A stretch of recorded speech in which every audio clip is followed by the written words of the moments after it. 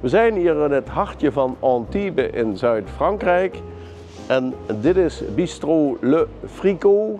Dat wordt gerund door een Maastrichtenaar, Gian Vliegen, samen met een Franse compagnon. En de kaart lijkt een beetje op zijn vroegere bistro in Maastricht, Le Bouchon d'en Face. Bouchon d'en Face heeft altijd goed gelopen. Ja. Ondertussen bestaan ze al 11 jaar, volgens mij, als ik me niet vergis. Ik heb daar natuurlijk 6 jaar deel van uitgemaakt. En ik had zoiets, als het goed in Maastricht loopt, waarom zou het dan niet goed in Frankrijk lopen? En dan zou je misschien kunnen denken, ja, Frankrijk, de Franse keuken.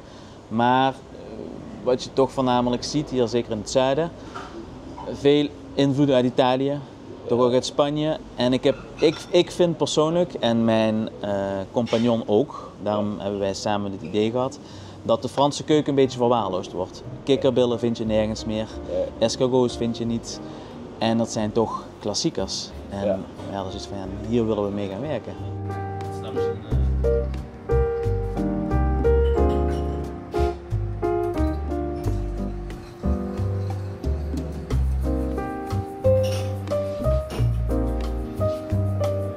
Ben je content over hoe het marcheert?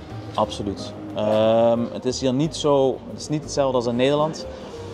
Ik weet nog, in Maastricht, als je daar een zaak opent, een restaurant of een bar, mensen zijn geïnteresseerd en willen meteen uitzoeken, uitvinden wat het inhoudt, wat het is. En hier is er een ander verhaal, mensen zijn wat terughoudender.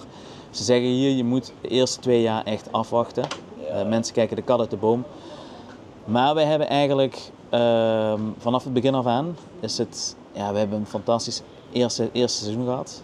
Ja. En we merken nu dat er meteen al cijfermatig zitten we al 20% boven wat we vorig jaar hebben gedaan. Ja, iedereen heeft wel een idee van wonen in Zuid-Frankrijk, dat is het ook eigenlijk. Hè?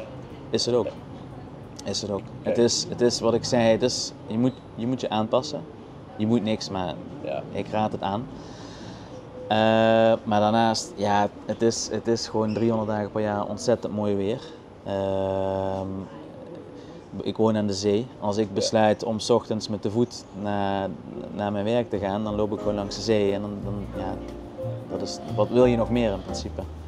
Dat is weer anders dan langs de Maas. Dat is anders dan langs de Maas en anders dan in de regen, ja.